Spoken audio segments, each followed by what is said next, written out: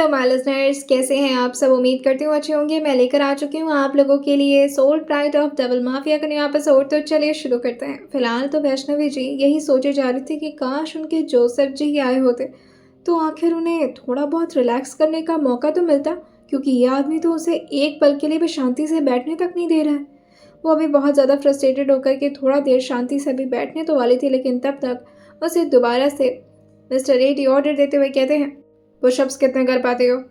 Pushups, अब ये क्या होता है। और फिर वो अपना मुंह इधर उधर घुमाते हुए कहती है, कर लेती हूँ, ठीक ठीक ठाक कर लेती हूँ। क्योंकि जितने में भी उसने बोला था कि उसे नहीं आता है, मिस्टर रेड्डी उसे सिखाना शुरू कर दे रहे थे। अगर वो ये बोलती कि हाँ उसे थोड़ा बहुत पुशअप आता है तो ठीक है, वो उसे छोड़ देंगे और फिर थोड़ा सा उसे रिलैक्स करने का मौका मिल जाएगा। उसने ऐसा सोचा था। लेकिन वैष्णवी कुछ सोचे और उसके हिसाब से मिस्टर रेड्डी जी काम करें, ऐसा तो हो ही नहीं सकता था। अब वो उसे पुशअप्स जैसे ही बोले थे मारने के लिए, वो एकदम से अपने हाथों को उठा करके कुछ तो ऐसा वैसा करने वाली थी, लेकिन तब तक एडी जी की भौं एकदम से सिकुड़ने लगी थी कि आखिर ये लड़की क्या कर रही है। और फिर वो उसे थोड़ा स्ट्रिक्ट टोन में कहते हैं, मैंने पुशअप मारने के लिए कहा है, तुम पंच क्यों बना रही हो हाथ का, और ये हाथ ऊपर कहाँ जा रहे तुम्हारे। पुशअप करना है तो पुश करना पड़ेगा। अब पुशअप मुझे नहीं पता। तो तुम मुझे बात बता नहीं सकती थी। और ये बोलते हुए वो उसको अब धीरे से अपने हाथों से पकड़ करके फाइनली एक जगह पर लेकर आए थे जहां आसपास थोड़े दूर पर इक्विपमेंट नहीं थे, उसे प्रॉपर जगह मिल पाती। और फिर वो उसे पेट के बल लेटने का इशारा कर दिए थे। अब वो पेट के बल लेट तो गई थी और फिर वो खुश होते हुए कहती है, इसी को पुशअप कहते हैं। ये तो बड़ा अच्छा है, मैं तो ऐसे ही सोती हूँ। इसे पुशअप नहीं कहते, हाथ को फोल्ड करो। अब वो उसे प्रॉपर पोजीशन दे रहे थे, लेकिन बेचारी 2 मिनट भी अपनी पोजीशन में टिक नहीं पाती। धड़ाम धड़ाम से नीचे की तरफ गिर जा रही थी। और अभी वो एक और बार गिर पाती है, लेकिन तब तक एडी उसको पीछे से यानी कि कमर का सपोर्ट देते हुए संभाल लिए थे। अब उसके कमर पर उन्होंने हाथ रखा था, जिसकी वजह से वैष्णवी थोड़ा सा अनकंफर्टेबल होते हुए कहती है, आप ये क्या कर रहे हैं। मैं कर तो रही हूँ कोशिश, क्या करूँ, गिर जाए तो गिर जा रही हूँ, इसी वजह से तो मैंने हाथ लगाया। और इतनी क्या प्रॉब्लम हो रही है तुम्हें। कल जोसेफ के साथ तो दिक्कत नहीं हो रही थी इतनी। बेचारी 2 पुशअप मारी थी और फिर उठते हुए कहती है, अब नहीं हो पाएगा, मर जाऊंगी मैं। 2 घंटे की ट्रेनिंग को उसने 3 घंटे में कंप्लीट किया था। एडी ने तो सोचा था कि उससे थोड़ा सा एक्स्ट्रा काम करवा लेंगे, लेकिन नहीं, वैष्णवी ने इतने नाटक किए थे कि उनका ही दिमाग खराब हो गया था। और फिर वो फाइनली अब अपने साथ उसे कमरे के अंदर लेकर आए थे और थोड़ा देर उसे रिलैक्स करने के लिए कहते हैं। लेकिन वैष्णवी तुरंत ही यहाँ से भाग गई थी शावर लेने के लिए। बहुत रोकना चाहे थे, लेकिन वैष्णवी को ऐसे कपड़े में उनके सामने रहने में कंफर्टेबल ही महसूस नहीं हो रहा था, जिसकी वजह से उसे शावर लेना ही पड़ता है। शावर लेते ही वो थोड़ा सा अभी हरासमेंट सा फील करे थे, क्योंकि पहले से इतनी ज़्यादा स्वेटिंग हो रखी थी और ऊपर से ठंडे ठंडे पानी से ये लड़की नहा ली। एडी ने रोकने की कोशिश तो की थी, लेकिन वो बात सुनती कहाँ थी किसी की। अब आते ही छिक छाक किए जा रही थी। अभी एडी, जो कि अपने हाथ में पकड़े मैगजीन में कुछ तो ध्यान से पढ़ते हुए दूसरी तरफ जा रहे थे कमरे के, लेकिन तभी अचानक से उनके कानों के पास बहुत जोर से आवाज आती है। लेकिन तब तक मिस्टर एडी उसको एकदम से रोकते हुए कहते हैं, शट अप। बेचारी को चीखने तक नहीं दे रहे थे, आखिर इसमें उसकी क्या गलती। तभी वो अपना नाक दबाते हुए कहती है, क्या हुआ, मुझे जुकाम हो रहा है, सॉरी सॉरी। लेकिन उसके मुंह पर एकदम से एडी हाथ रखते हुए कहते हैं, तुम बहुत ही अनहाइजेनिक लड़की हो, मास्क लगा कर रहना मेरे सामने, खबरदार जो मेरे सामने आकर के ऐसे छीका तो। और फिर वो अपने हाथ को जा करके सैनिटाइज करते हैं। तभी वैष्णवी धीरे से कहती है, मास्क लगाकर अब घर में भी रहना पड़ेगा, पर क्यों। क्योंकि तुम मुझे भी कोल्ड दे दोगे इस वजह से। तो क्या हो गया, अब किसी को भी तो हो सकता है ना कोल्ड, ऐसा थोड़ी ना आपको कभी नहीं हुआ होगा। तभी एडी अपने चेहरे को नाम मिलाते कहते हैं, मुझे ऐसी फालतू चीज़ें नहीं होती हैं और मैं अपने हेल्थ का बहुत ध्यान रखता हूँ। लेकिन इस बात पर भी वैष्णवी धीरे से क्वेश्चन करते हुए कहते हैं, अगर किसी को कोल्ड हो भी जाता है तो क्या दिक्कत है, इसमें ज़्यादा क्या होता है, बस सुरसुर तो करना होता है और फिर थोड़ी बहुत छींक आ जाती है। तो तुम चाहती हो कि मैं कंपनी में इधर उधर छींकते घूमूं, तुम्हारी तरह इडियट नहीं लगना है मुझे। तभी वैष्णवी एकदम से अपने मुंह पर हाथ रखते हुए अचानक से हंसने लगी थी, एडी जी का सोचकर। एडी जो अभी तो वहां से जाने वाले थे, लेकिन उसको इस तरह से ऐसे चोरी चोरी हंसता सुन करके पीछे मुड़ते हुए कहते हैं, क्या है? क्या सोच रही हो? और हंसी क्यों आ रही है तुम्हें?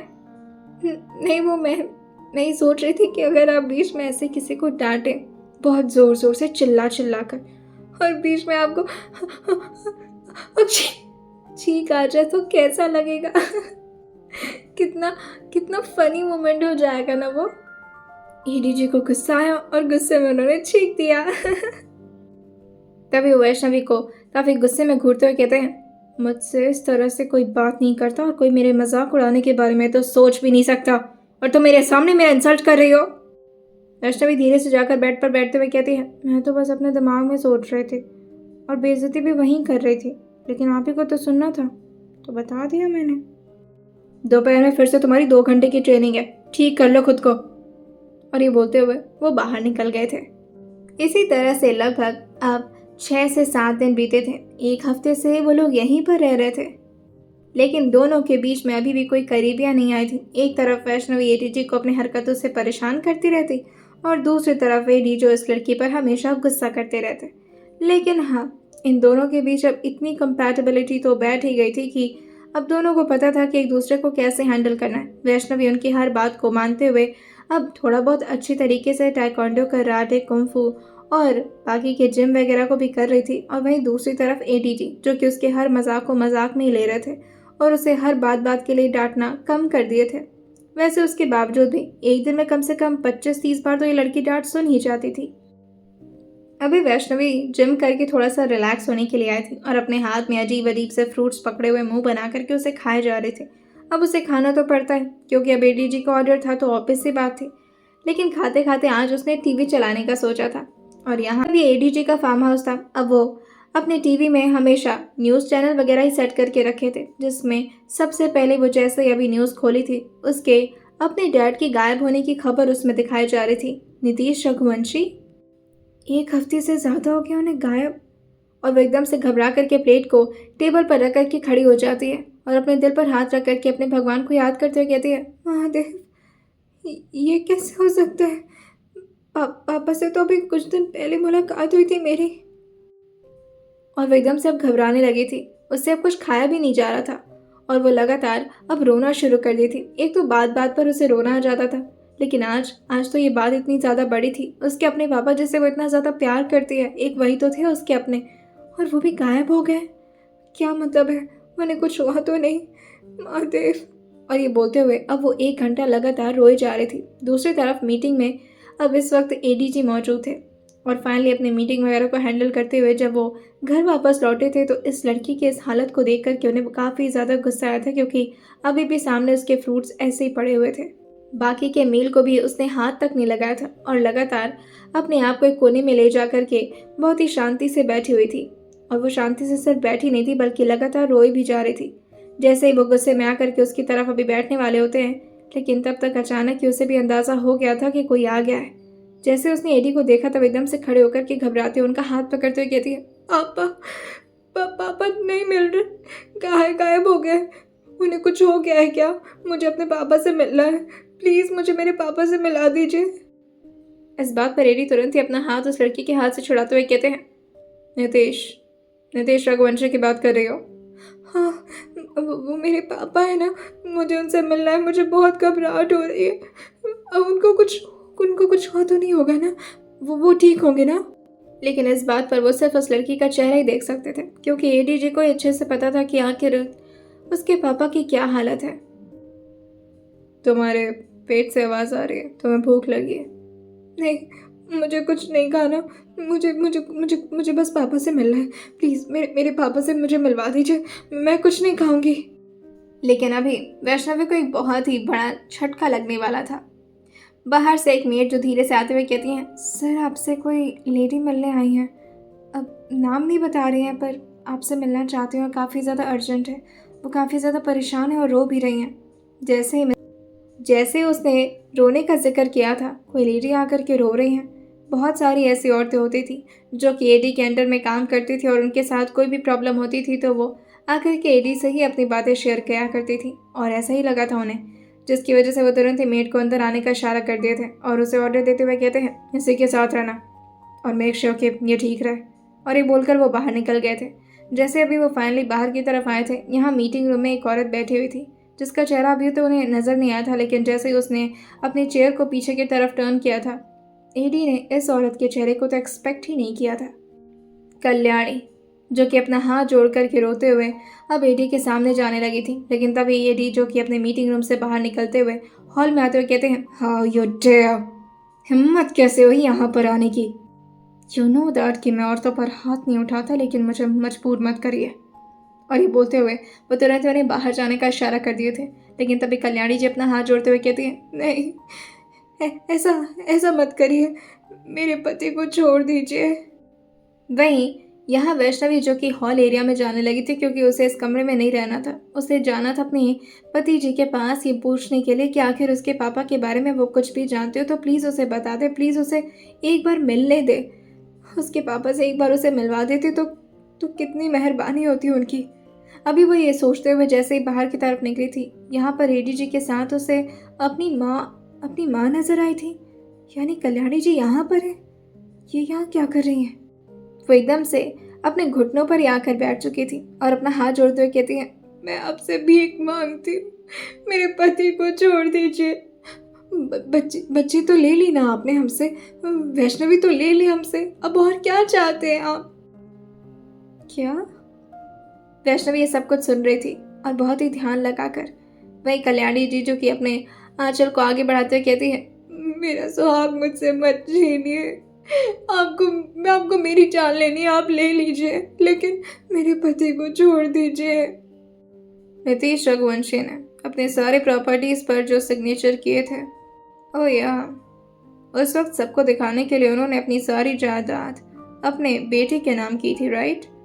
और अगर वो गायब हुए तो आपको फूटी कौड़ी नहीं मिलेगी, सब कुछ उस लड़की वैष्णवी का हो जाएगा और आप तो सड़क पर आ जाएंगी।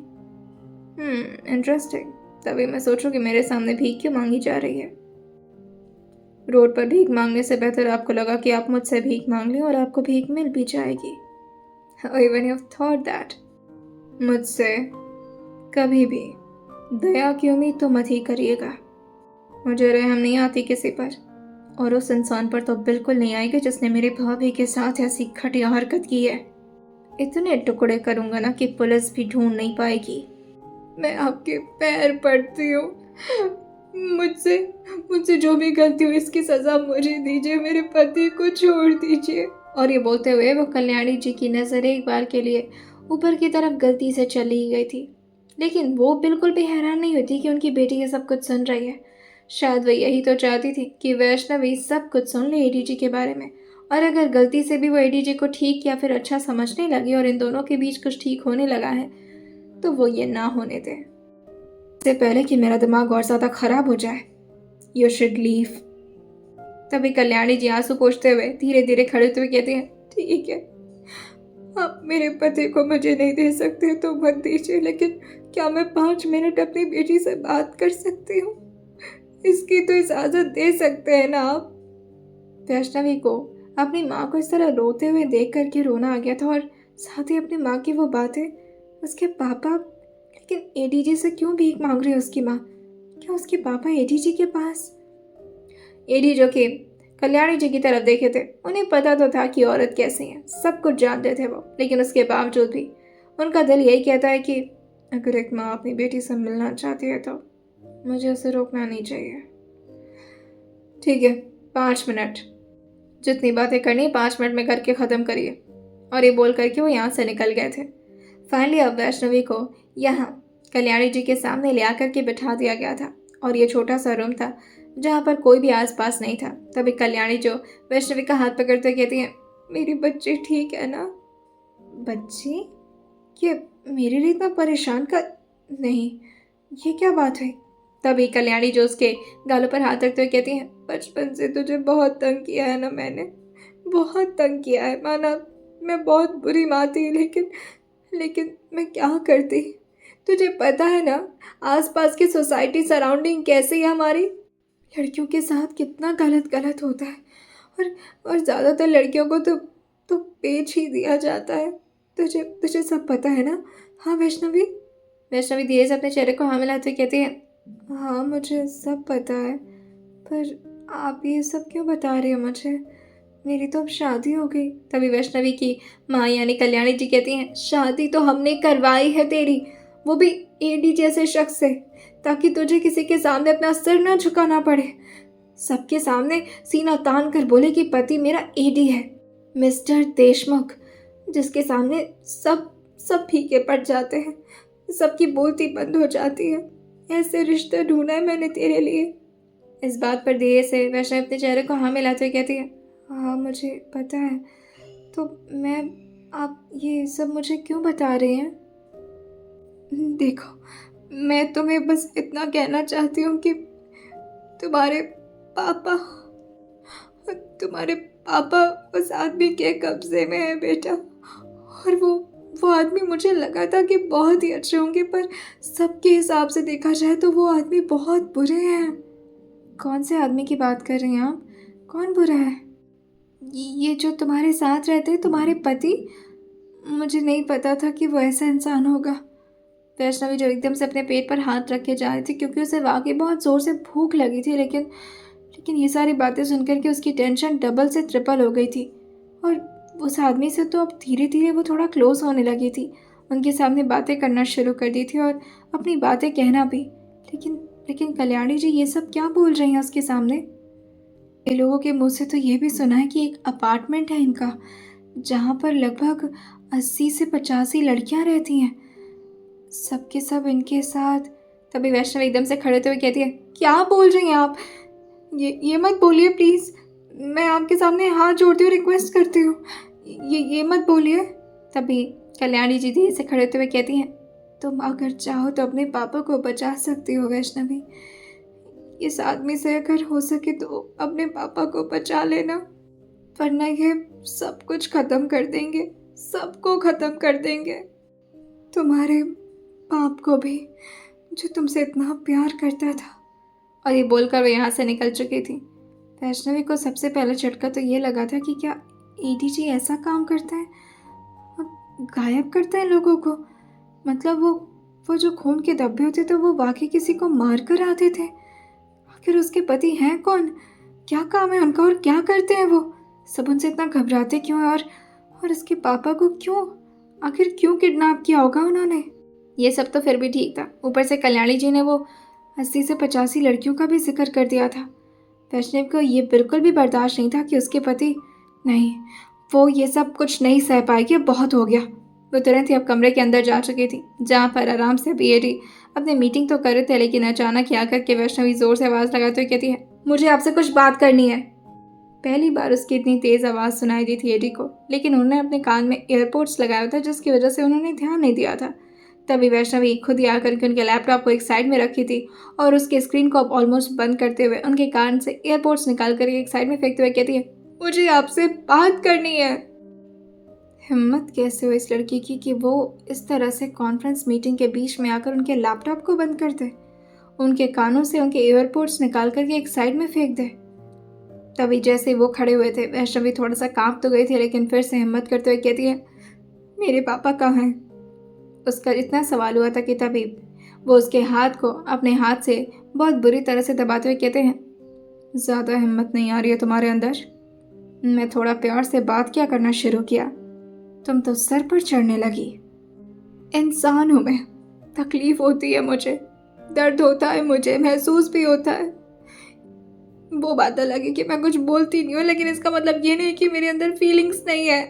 आपने जो कहा मैंने किया ना। मेरे पापा कहाँ है? मुझे मेरे पापा चाहिए, वरना अच्छा नहीं होगा। अच्छा, तो क्या करोगी तुम? बोलो। मैं मैं मैं मैं बहुत कुछ कर सकती हूँ, आप जानते नहीं हैं मुझे अभी। ठीक है, तो वही पूछ रहा हूँ, क्या कर सकती हो? और जो कर सकती हो जस्ट गो फॉर इट, मैं मना नहीं करूँगा तुम्हें। और अभी वो यहाँ से जाने वाले थे, तभी वैष्णवी, जो कि अपने हाथ में अब ड्रॉर से निकाल करके एक बहुत ही धारदार सीजर पकड़ चुकी थी। इसकी धार कुछ ज़्यादा ही वाकई शार्प थी, लेकिन एडी को लगता है कि वो वाकई सिर्फ मजाक करने की मूड में है। और ऑब्वियस सी बात है कि वो अपने आप को हर्ट तो कर ही नहीं सकती, इतनी नाजुक सी लड़की है ये। छोटा सा अगर कील भी उसके पैरों में धंस जाए या फिर अगर नाइफ भी चुभ जाए तो कितना ज़्यादा परेशान हो जाती थी। तभी वो फ्रस्ट्रेशन अपने चेहरे को हिलाते हुए कहते हैं, बस यही करना था तुम्हें, कर लो। और अगर ये शार्प ना हो तो नीचे अच्छे अच्छे नाइफ्स भी रखे हुए हैं, कहो तो ले आकर दे दूँ या खुद जाकर ले लेना। और ये बोलते हुए वो अभी यहाँ से निकल पाते तभी वैष्णवी कहती है, आप इतने सारी लड़कियों को अपने अपने उस अपार्टमेंट में क्यों रखें जहाँ पर किसी को भी जाना अलाउड नहीं है आपके अलावा? ओह, तो तुम्हारी फेवरेट मॉम ये सब बता कर गई है तुम्हें? तभी वैष्णवी अपने चेहरे को हाँ मिलाते कहती है, हाँ, मुझे आपके बारे में अब सब कुछ समझ में आ रहा है। आप मुझसे शादी नहीं किए, आपने मुझे ज़बरदस्ती लिया है मेरे बाप से। और ये बोलते हुए वो धीरे धीरे अब पीछे हट रही थी क्योंकि एडी उसकी तरफ आगे बढ़ रहे थे काफ़ी गुस्से में। उनकी खूंखार निगाहें जो इस वक्त इस लड़की को बहुत ज़ोर से थप्पड़ मारना तो चाह रहे थे, लेकिन वो अपने उसूलों से रुके हुए थे। वो किसी लड़की पर हाथ नहीं उठाते थे, लेकिन ये लड़की तो उनके लिमिट पे लिमिट ही क्रॉस करते जा रही है। तभी वैष्णवी आगे कहती है, क्या करते हो उन लड़कियों के साथ आप? आपको तो कोई कुछ बोल भी नहीं सकता, पुलिस भी आपके सामने दबती होगी शायद, लेकिन मैं नहीं दबूंगी। मुझे मेरे पापा चाहिए और अब मैं अपने पापा के पास रहूंगी। नहीं रहना है मुझे आपके साथ, नहीं रहना है मुझे, इस रिश्ते में भी नहीं रहना है। बहुत बुरे इंसान हैं आप। अचानक ही वो जाकर के दीवार से लड़ चुकी थी क्योंकि अब पीछे तो कोई जगह ही नहीं बचा था। वैष्णवी को अंदाजा ही नहीं हुआ था और वो जब पीछे की तरफ देखी थी तो यहाँ पर सिर्फ ड्रॉर रखे हुए थे। तभी यहाँ एडीजी जो कि उसके एकदम से करीब पहुँच चुके थे और उसके गालों पर वो अपने हाथों को धीरे से भी रख पाते, लेकिन फिर इस लड़की को उन्हें हाथ लगाने का मन ही नहीं कर रहा था। बार बार अपने पापा का जिक्र जो कर रही थी वो उस आदमी का जिक्र जिस आदमी ने उनकी भाभी के साथ इतना गलत किया था। वो एकदम से अपने गुस्से को वैष्णवी के ठीक अभी गालों के बगल दीवार पर उतारे थे और इतने ज़ोर से कि वैष्णवी तक कांप गई थी। ऐसा लगा था जैसे कि कुछ भयानक सा हुआ उसके कान के पास, और वो था एडीजी का पंच जो कि गया था दीवार पर। और बहुत ज़ोर से वो उसके ऊपर गुस्सा करते हुए कहते हैं, बाप चाहिए तुम्हें, नहीं मिलेगा, जो मन चाहे वो करना है कर लो। और जहाँ तक बात रही मैं बुरा हूँ तो हाँ, मैं हूँ बुरा। तुम्हें अपने साथ रखने का मुझे कोई शौक भी नहीं है, बस मेरा एक काम करो और वो काम 1 महीने के अंदर तो हो ही जाएगा। उसके बाद जहाँ मन चाहे वहाँ जाओ, भाड़ में जाओ, मुझे 1 घंटा फ़र्क नहीं पड़ता। जैसे वो ये बोल कर मुड़े थे और अचानक ही वैष्णवी के मुंह से काफ़ी ज़ोर से आह की आवाज़ निकली थी। उसके मुंह से इतना आवाज़ निकली थी और साथ ही जैसे अभी एडी पीछे मुड़े थे उसकी कलाई से वाकई बहुत बुरी तरह से खून बह रहा था। अंदाज़ा भी नहीं होता वैष्णवी को कि वो गुस्से में कितना बड़ा कट लगा लिया खुद को। What the hell? तुम्हारा दिमाग खराब। लेकिन वैष्णवी एकदम से अब अपनी जगह पर खड़ी नहीं रह पाती। उसे काफ़ी ज़्यादा पेन हो रहा था जिसकी वजह से वो एकदम से अब बैठने लगी थी, लेकिन एडी ने उसको बहुत ही प्यार से संभाल रखा था और ज़ोर से उसे अपने गोद में उठाते हुए जल्दी से अब वो गाड़ी निकालने के लिए बोल दिए थे और साथ ही अपने ड्राइवर से थोड़े गुस्से भरे टोन में कहते हैं, राज को फ़ोन में लाओ।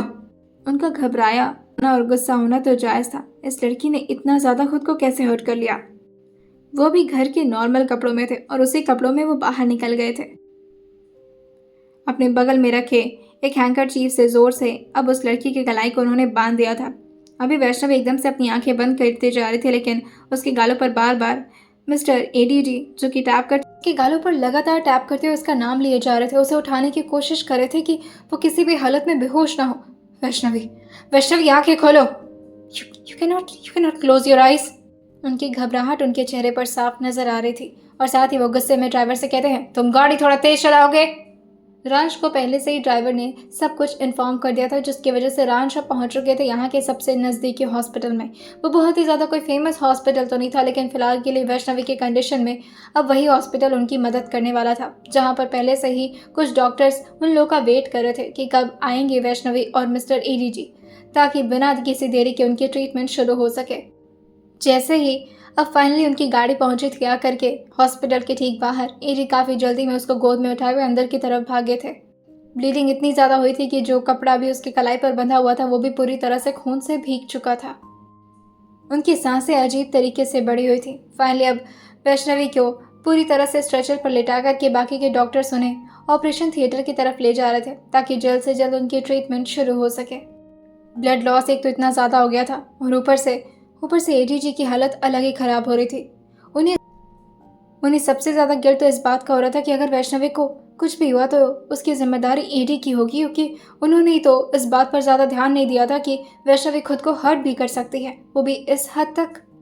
रांच उनकी हालत को देख तो पा रहा था, लेकिन उसे अच्छे से पता था कि अगर वो इस वक्त कुछ भी बोलेगा तो वो बहुत ज़्यादा डांट सुन जाएगा। इशिता और वेदांत को भी यहाँ पर बुला लिया गया था। दोनों काफ़ी फेमस डॉक्टर थे। इशिता जो कि पेडियाट्रिशियन थी और उसके साथ ही बहुत ही फेमस बिजनेस वुमेन भी, और उसके साथ दूसरी तरफ वेदांत जो कि कार्डियोलॉजिस्ट थे। लेकिन दोनों लोग यहाँ पर डॉक्टर के ओहदे से नहीं पहुँचे थे, बल्कि ईडी के फ्रेंड होने के नाते पहुँचे थे, और उन्हें पता था कि ईडी की इस वक्त क्या हालत होगी। लगभग 15 मिनट के अंदर इशिता और वेदांत दोनों एक ही साथ आए थे गाड़ी में। वैसे तो उन दोनों के बीच में काफ़ी अच्छी बातें तो नहीं हो रही थी, लेकिन उसके बावजूद भी बात अगर एडी पर आती तो दोनों के बीच की दुश्मनी भी कुछ पल के लिए तो शांत पड़ गई थी। इशिता भागे भागे अंदर की तरफ आई थी और ऑपरेशन थिएटर की गेट से बाहर की तरफ से वो अंदर की तरफ झांकने की कोशिश करती है। जैसे ही अभी एडी को इस हालत में वेदांत ने देखा था, वो तुरंत ही उनके बगल में बैठते हुए कहते हैं, सब ठीक हो जाएगा, कुछ नहीं होगा, इट्स ओके। लेकिन तभी एडी जो कि अपने चेहरे को ना मिलाते कहते हैं, मैंने नहीं किया ये, मैंने उसे नहीं मारा है, मैं किसी लड़की की जान नहीं ले सकता, यू नो ना। इस वक्त उन्हें संभालना थोड़ा टफ हो रहा था। वेदांत ज़्यादा एडी के सामने बोल भी नहीं पाते थे, और ऊपर से वो क्या ही बोलते इस बात पर। वो अपने चेहरे को ना मिलाते कहते हैं, नहीं, we are not blaming you sir, I know ये कुछ एक्सीडेंट। लेकिन तभी एडी जो कि गुस्से में खड़े थे कहते हैं, लीव। वेदांत अभी कुछ सुन पाते और समझ पाते, लेकिन तभी ईडी का दोबारा यही कहना हुआ था, आई सेड लीव। मुझे इस वक्त यहाँ पर कोई नहीं चाहिए, जस्ट गेट आउट। पूरे कॉरिडोर में अभी वाकई ही कोई भी नहीं था। एक तो ये हॉस्पिटल बहुत ज़्यादा फेमस ना होने की वजह से और साइड एरिया में होने की वजह से यहाँ पर ज़्यादा पेशेंट्स की भीड़ नहीं रहती थी, लेकिन यहाँ पर कुछ एक्सपर्ट डॉक्टर को बुलवाया गया था सिर्फ वैष्णवी जी के इलाज के लिए। वैसे तो सबको यहाँ से बाहर जाने के लिए बोल दिया गया था। जो थोड़े बहुत कंपाउंडर और नर्स भी यहाँ पर थे वो भी यहाँ से निकल चुके थे, लेकिन तभी इशिता जो कि वहाँ से जाने तो वाली होती है, लेकिन फिर जाकर केटी जी के ठीक बगल में खड़े होते हुए कहती है, आई नो आपको बहुत डर लग रहा होगा कि उसे कुछ हो ना जाए, लेकिन उसे कुछ नहीं होगा। तभी वो पीछे मुड़ते हुए कहते हैं, मैं किसी लड़की को कभी हर्ट नहीं कर सकता, नो, आई कैन नेवर। मुझे पता है आपके बारे में, आप उसे हर्ट नहीं किए होंगे, वो एक्सीडेंट ही होगा, she will be fine. Eddie जो खुद से ही बार बार बातें किए जा रहे थे, तभी इशिता कहती है, yes sir, she will be fine, आप प्लीज़ परेशान मत होइए। वो तुरंत ही इशिता को भी जैसे ही घूरे थे, इशिता यहाँ से मजबूरी में बाहर निकल गई थी, और एडी चुपचाप शांति से पूरे कॉरिडोर में अकेले बैठे हुए थे, और लगातार जैसे वो खुद से बातें किए जा रहा, मैंने उसे हर्ट नहीं किया, मैं किसी लड़की को हर्ट नहीं कर सकता, मैंने उसे नहीं मारा है, मैंने उसे नहीं मारा है। कई बार ऐसे झूठे केसेस में मिस्टर एडी के राइवल्स ने उन्हें फंसाने की कोशिश की थी। कई बार लड़कियों की जान लेकर या लड़कियों के साथ गलत करके उनके ऊपर केस डाला गया था। हाँ, वो बात अलग थी कि जज भी उनके सामने नतमस्तक हो जाते थे। इस वजह से एडी को कभी कुछ हुआ तो नहीं, लेकिन ये सारे ब्लेम्स उन्हें हमेशा अंदर ही अंदर बहुत परेशान करते थे। भले वो जानते थे कि ये ब्लेम्स तो झूठे हैं, लेकिन पूरी दुनिया इस बात को नहीं मानती थी। पूरी दुनिया को तो यही लगता था कि मिस्टर एडी विलन है और वो वाकई लड़कियों के साथ गलत ही करते होंगे और उन्हें मार भी देते होंगे। लेकिन एडी के दिमाग और दिल में भी क्या चल रहा था ये सिर्फ उन्हें पता था। वो जैसे खुद को इनोसेंट प्रूफ करने के लिए इस वक्त कुछ भी कर सकते हो। वो अपनी भाभी माँ के सामने, सिर्फ और सिर्फ अपनी भाभी माँ के सामने अच्छा बनना चाहते थे। बाकी दुनिया के सामने तो वो विलन भी ठीक थे, लेकिन जो संस्कार उन्हें उनकी भाभी ने दिए थे वो कभी भी अपनी भाभी माँ को डिसअपॉइंट नहीं कर सकते थे। और वो लगातार इसी वजह से खुद से बातें किए जा रहे थे कि उन्होंने वैष्णवी को हर्ट नहीं किया, ना ही उसे मजबूर किया ये सब करने के लिए। वो जो भी किया अपनी मर्जी से किया है, लेकिन न जाने क्यों अंदर ही अंदर ये गिल्ट उन्हें खाया जा रहा था कि कहीं ना कहीं इसमें गलती उनकी ही होगी, क्योंकि उन्हें तो आदत थी शुरुआत से अपने ऊपर ब्लेम्स लेने की, या यूँ कह लें कि बचपन से जब से वो थोड़े बहुत होश संभाले थे तब से उनकी फैमिली मेम्बर हर बात का दोषी उन्हें तो ठहराती थी। हर बात पर जब भी कोई गलती होता था, घर में कोई सामान टूट जाए, फिर वो चाहे किसी नौकर से क्यों ना टूटे, लेकिन मार उसके बदले हमेशा एडी जी को पड़ती थी। कोई बचाने वाला भी नहीं था उन्हें। सब सौतेला समझ करके उन्हें अपने आप से अलग ही रखते थे। उनके दोनों भाइयों को इसी बात की खुन्नस हुआ करती थी कि ये आखिर सौतेला होने के बावजूद भी हमारी प्रॉपर्टी के 33% का मालिक क्यों है। अगर ये मर भी जाता है तो हमारे लिए कितना प्रॉफिटेबल होगा। लेकिन शायद एडी जी का मरना अभी लिखा नहीं था। उनके हाथों से तो शायद अपने ही भाई की मौत लिखी थी। इसी तरह से लगभग 1 घंटे बीते थे और फाइनली एक डॉक्टर बाहर आते हैं जो कि थोड़े स्ट्रेस में लग रहे थे, और उन्हें स्ट्रेस में देख करके एकदम से एडी और ज़्यादा परेशान होते हुए गुस्से में खड़े होते हुए पूछते हैं, क्या हुआ सर? ठीक है, वो होश में कब तक आएगी? सर वो ब्लड लॉस ज़्यादा हो गया है, थोड़ा वक्त लगेगा कॉन्शियस होने में, लेकिन शी इज़ फाइन। और उन्हें स्टिचेस लगा दिए उनके हाथ पर, ठीक हो जाएंगी वो। लेकिन तभी दूसरे डॉक्टर आते हुए कहते हैं, बट ये तो पुलिस केस है, उसने अपने आप को मारने की कोशिश की है, और इसका साफ मतलब ये निकलता है कि हमें केस फाइल करना होगा। क्या उनके साथ घर में कोई ऐसी हरकतें होती हैं जिसकी वजह से उन्हें प्रॉब्लम हो रही हो? जवाब नहीं देने वाले थे, और जैसे ही उन्होंने रांश को टेक्स्ट किया था, रांश तुरंत ही अब कॉरिडोर के पास आ चुके थे, और वेदांत और ऋषिता भी यहाँ पर खड़े 4-5 डॉक्टर्स जो कि अभी तक तो अकेले डी से बात कर रहे थे, लेकिन अब वेदांत और ऋषिता जैसे वहाँ पर आए थे, डॉक्टर्स को काफ़ी अच्छे से जानते थे, और वेदांत को देख करके तो सब अपने अपने हाथों को आगे बढ़ाते कहते हैं, अरे सर आप? अभी एडीजी के बारे में कोई जानता ही नहीं था, क्योंकि एडीजी का चेहरा तो बिल्कुल अननोन था सबके सामने। किसी को अंदाज़ा भी नहीं था कि आखिर ये है कौन, और किसी को भी वो अपना नाम बताने भी नहीं वाले थे। वेदांत और इशिता को ये केस को हैंडल करना था। वो यहाँ से बाहर निकल पाते तभी एक सीनियर डॉक्टर कहते हैं, अरे आप ऐसे नहीं जा सकते, हमने कहा ना एफआईआर दर्ज करना। लेकिन तभी वेदांत जो उनको घूरते हुए कहते हैं, क्या? हमारे बॉस हैं वो, आप उनके खिलाफ एफआईआर दर्ज करवाएंगे? क्या चाहते हैं आप? हॉस्पिटल में काम करना है या फिर हॉस्पिटल में भर्ती होने का मन कर रहा है आपका? तब इशिता वेदांत के कंधे पर हाथ रखते हुए कहती है, रिलैक्स, क्या कर रहे हैं, डर जाएंगे वो। और फिर वो इशिता जो जाकर के उस डॉक्टर के ठीक सामने खड़े होते हुए कहती है, sir, respect your age, and I think you should respect our privacy. We don't want to create any mess here. तो इस वजह से आप अपने काम से काम रखिए, and for now you can leave. हमें जब ज़रूरत होगी हम खुद आपको बुला लेंगे। तभी वो अंदर की तरफ उस मासूम सी लड़की के चेहरे की तरफ देखकर कहते हैं, वो बच्ची बहुत परेशान लगी है मुझे। अगर ऐसा कोई भी हरकत आप लोगों की वजह से हुआ तो अच्छा नहीं होगा आप लोगों के लिए, बता दे रहे हैं हम।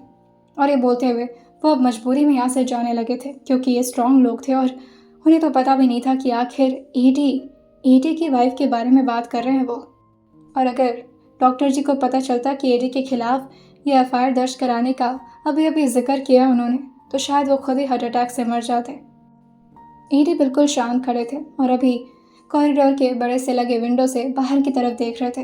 तभी पीछे से इशिता धीरे से कहती है, सर मैटर सॉल्व हो गया है, कोई एफआईआर नहीं। लेकिन तभी एडी जो पीछे मुड़ते हुए कहते हैं, कर देना चाहिए उसे एफआईआर, गलती तो की है मैंने, मेरी वजह से तो हर्ट हुई है वो। तब इशिता को ये थोड़ा सा अच्छा लगा था कि कितने केयरिंग है एडी जी, अपने दुश्मन की बेटे पर भी इतना ज़्यादा ध्यान। लेकिन तभी एडी अचानक से अपनी मुट्ठी को काफ़ी ज़ोर से कसने लगे थे, उनके हाथ के वेन्स उभरने लगे थे और साथ ही उनके माथे पर फिर से पसीने की बूंदें। इससे साफ पता चल रहा था कि वो अभी कुछ तो बहुत बुरा बोलने वाले हैं, कहीं इशिता डांट तो नहीं सुनने वाली है। अभी वो यहाँ से भागना तो चाह रहे थे, लेकिन मजबूरी में सामने ही खड़ा रहना पड़ता है उसे। तभी एडी उसकी तरफ देखते हुए कहते हैं, इस लड़की की तो मैं होश में आने दो, ऐसे जोर का थप्पड़ लगाऊंगा ना। ये कौन सी आदत है लड़कियों की, एक तो पहले दूसरे उन्हें हर्ट करे और फिर खुद ही हर्ट करती रहती हैं। गुस्सा आया तो मेरे ऊपर निकालती ना, हिम्मत थी तो मुझे थप्पड़ मारती, अगर हाथ भी काटना था तो मेरे काटती ना। खुद का हाथ काट कर महान बन रही है, पता नहीं कौन सा दिमाग है, बेवकूफ़। ये बोल करके वो यहाँ से निकल तो गए थे, लेकिन रांश, वेदांत और इशिता तीनों का मुंह एकदम से खुला का खुला रह गया था कि ये एडी जी खुद कह रहे हैं कि सामने वाला शख्स उन्हें हर्ट करे, और वो भी सामने वाला शख्स एक लड़की है जो कि उनकी सो कॉल्ड वाइफ है, जिससे वो कितनी नफरत करते हैं। ये केयर में कुछ ज़्यादा ही नहीं बोल गए। आइए जानते हैं आने वाले एपिसोड में क्या होगा, और क्या होगा जब वैष्णवी को होश आएगा। आइए जानते हैं इस आने वाले एपिसोड में, और सुनते रहिए soul bright of double mafia सिर्फ और सिर्फ स्टोरी विद सौम्या के साथ।